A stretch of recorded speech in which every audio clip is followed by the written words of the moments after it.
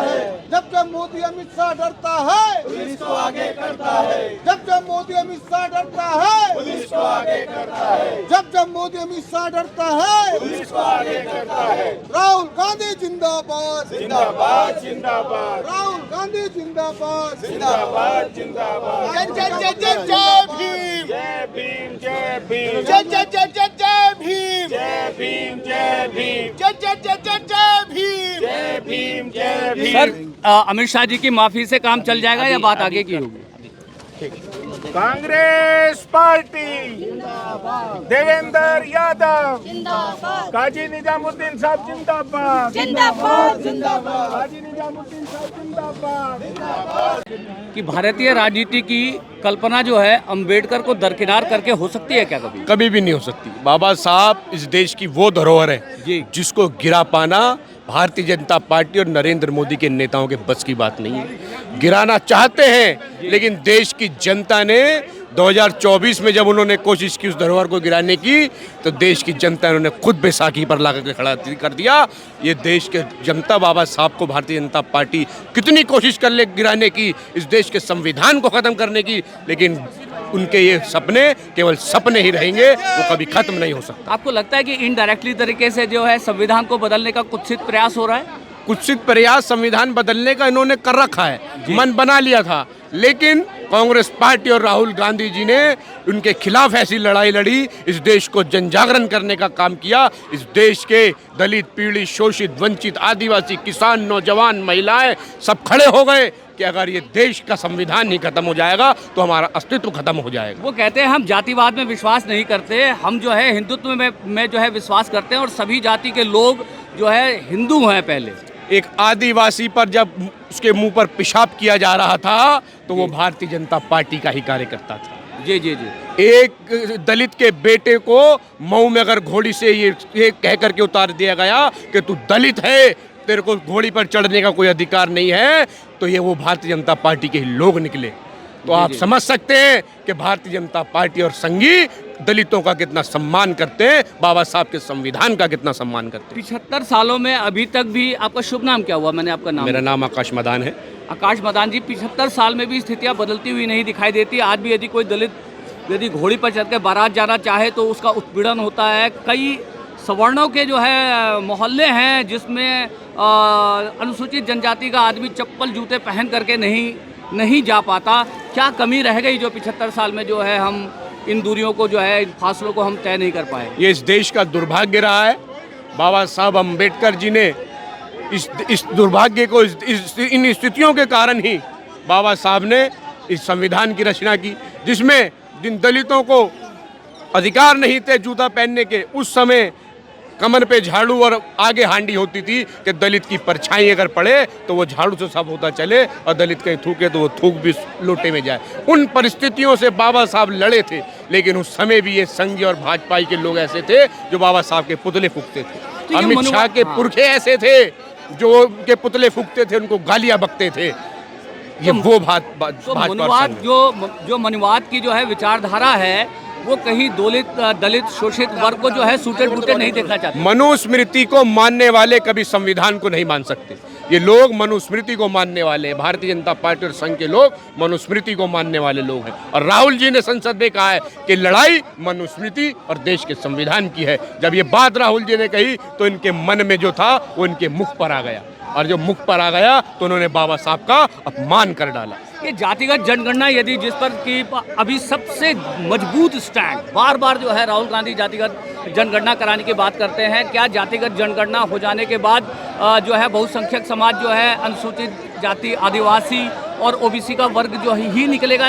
इसी डर से ये जातिगत जनगणना नहीं? देखिए, जातिगत जनगणना भारतीय जनता पार्टी कभी करा नहीं सकती, क्योंकि इनमें वो हिम्मत नहीं है। जातिगत जनगणना कराएगी तो कांग्रेस पार्टी कराएगी। राहुल जी जिस दिन सरकार में आए, राहुल जी जिस दिन इस देश के प्रधानमंत्री बनेंगे, उस दिन इस देश में जाति के आधार पर जातिगत जनगणना होगी और दलित, पीड़ित, शोषितों को उनके अधिकार मिलेंगे, 50% का आरक्षण मिलेगा, ये तय है। धन्यवाद सर।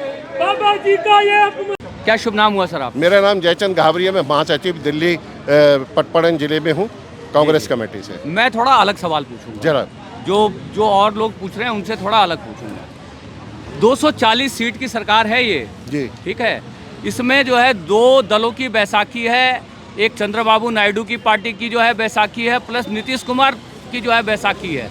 आपको नहीं लगता कि ये जो कुछ भी हो रहा है और जिस तरह से अभी 2 दिन पहले बाबा साहब भीमराव अंबेडकर का अपमान हुआ संसद में, ये दोनों पार्टी भी उतनी ही बराबर की दोषी है? आपने बहुत अच्छा सवाल किया जी और मैं ये मानता हूँ जो भी, यदि एक आपको उदाहरण देता हूँ, यदि चोर के साथ कोई दूसरा आदमी जा रहा है और चोरी उसने की है और साथ में वो पकड़ा जाएगा, वो उसके साथ है, तो वो भी उसका बराबर का दोषी होता है। इसी तरह चंद्रबाबू नायडू, नीतीश कुमार और जितने भी और दल उसके साथ मिले हुए हैं, उन सबको एकत्रित होकर अमित शाह से ये सवाल उठाना चाहिए था कि आपने जो ये बयान दिया है इसके खिलाफ आप देश से माफ़ी मांगिए, क्योंकि सदन में उन्होंने बोला तो सदन में उनको लिखित माफ़ी मांगनी चाहिए थी। चंद्रबाबू नायडू और नीतीश कुमार को क्या अलग से बयान देकर के ये नहीं कहना चाहिए कि हम अपने आप को इस बयान से अलग करते हैं? बिल्कुल कहना चाहिए।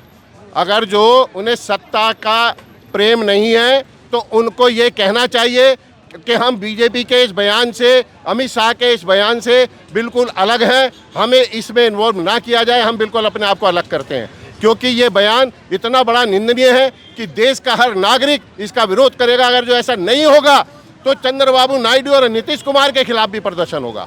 एक चीज़ और बताइए, जब देश का नया जो है संसद बना, उस संसद के उद्घाटन में राष्ट्रपति महोदया को नहीं बुलाया गया, क्यों नहीं बुलाया गया? क्या लगता है आपको? क्योंकि वो एक पिछड़ी जाति से थी जी, वो एक पिछड़ी जाति से थी। क्योंकि मोदी साहब जो संसद में लोटे लोटे घूम रहे थे, इतने बड़े बड़े तिलक लगा के, हमने भी लगाया हुआ, लेकिन वो घूम रहे थे, वो उसके लिए उन्होंने राष्ट्रपति को निमंत्रण था, तो क्या उसको बुलाना भी मुनासिब नहीं समझा? जबकि संसद एक इतनी बड़ी वो है कि बिना राष्ट्रपति के उद्घाटन के उसका संचालन होना ही नहीं चाहिए था। कि राष्ट्रपति को किसी भी देश का प्रथम नागरिक घोषित करते हैं, पहला नागरिक राष्ट्रपति होता है और उसके नाते उस क्या नाम राष्ट्रपति को वो उद्घाटन उसको करना चाहिए था। लेकिन मोदी जी हैं तो सब कुछ मुमकिन है, क्योंकि तानाशाही है तो सब कुछ मुमकिन है। तो इसलिए हमारा मानना है कि मोदी जी को बाज आना चाहिए अपनी हरकतों से, अमित शाह को बाज आना चाहिए अपनी हरकतों से, और इन हरकतों से बाज आकर उनको देश से माफ़ी मांगनी चाहिए। ये देश, उन देश से बड़े वो लोग हैं नहीं जी, वो देश से बड़े नहीं है, वो समाज से बड़े नहीं है, क्योंकि उनको फिर जनता के बीच में जाना है जिसका सवाल उनसे पूछा जाएगा। अच्छा, एक चीज़ और बताइए, जब नए संसद भवन का उद्घाटन हुआ, जो सेंगोल जो है अंग्रेज़ों ने जवाहरलाल नेहरू साहब को दिया था, तो उन्होंने उसको संग्रहालय में रखवा दिया, क्योंकि सेंगोल जो है राजतंत्र का जो है प्रतीक होता है। और मोदी जी उसी सेंगोल के साथ जो है नए संसद भवन में आए और उन्होंने उस सेंगोल को स्थापित किया। ये क्या, इसके क्या मायने हैं?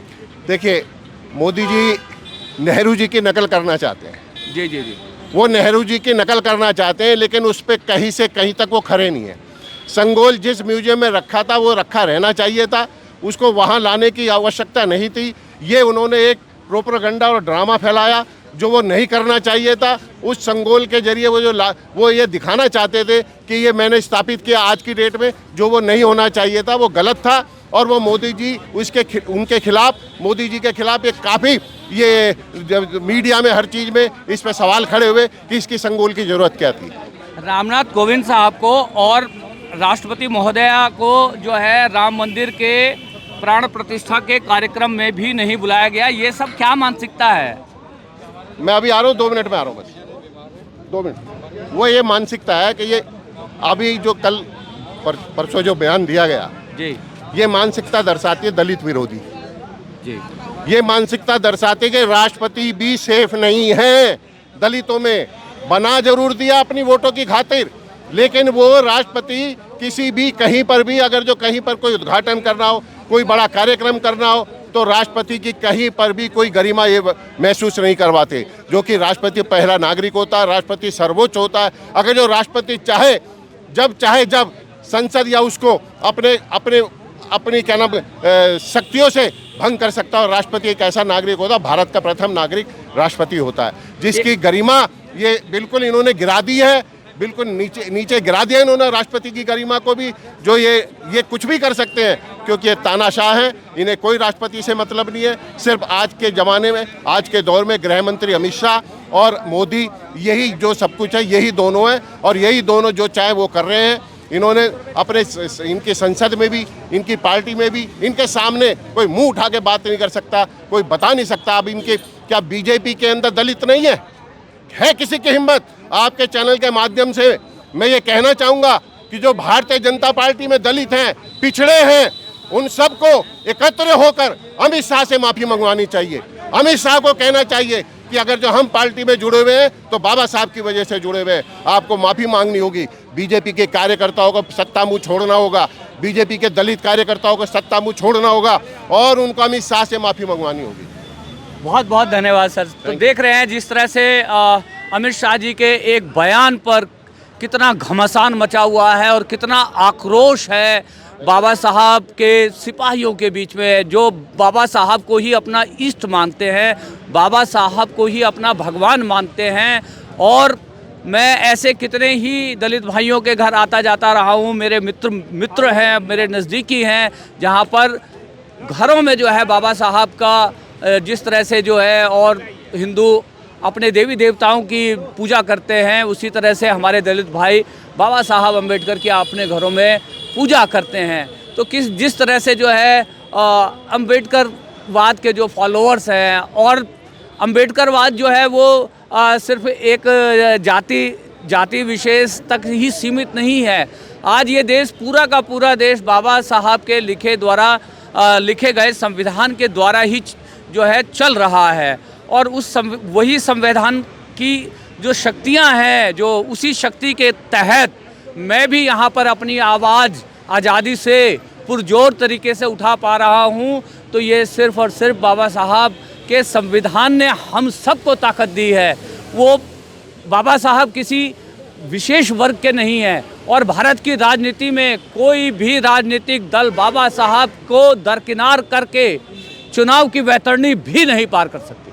तो ये थी हमारी आज की जो है कवरेज, कांग्रेस का जो एक बड़ा जो है मतलब प्रदर्शन की, जिस तरह से संसद में गृह मंत्री ने अंबेडकर साहब को लेकर के जो तंज कसा कांग्रेस पार्टी के ऊपर, उसके खिलाफ ये एक आक्रोश और का यहाँ पर जो है दिखाने के लिए राहुल गांधी के सिपाही, कांग्रेस के सिपाही, जितने भी सेकुलर और लिबरल लोग हैं, वो सब यहाँ पर जो है जमा हुए और उन्होंने अपनी अपनी आवाज़ में जो है दूसरों की आवाज़ से मिला करके संविधान के समर्थन में, बाबा साहब द्वारा लिखे संविधान के समर्थन में आवाज़ को जो है बुलंद किया। तो दोस्तों, कवरेज यदि पसंद आ रही हो और चैनल अब तक सब्सक्राइब नहीं किया हो तो चैनल सब्सक्राइब कर लीजिएगा। चैनल का हैंडल का नाम है चलते चलते 802। आपको लगता है कि हमने जो बातें की उसके ऊपर आपको भी कुछ बात कर देनी चाहिए तो कमेंट बॉक्स में लिख भी दीजिएगा। आपको लगे कि ये जो हमने आज कवरेज करी बाबा साहब भीमराव अंबेडकर के संबंध में, और ये वीडियो दूर दूर तक पहुंचने चाहिए, तो ज़्यादा से ज़्यादा लोगों तक इस वीडियो को पहुंचाने का जो है कष्ट करेंगे तो अच्छा रहेगा। आप सभी का जो है दिन शुभ हो। इसी के साथ विदाई लेता हूँ। हरे कृष्णा।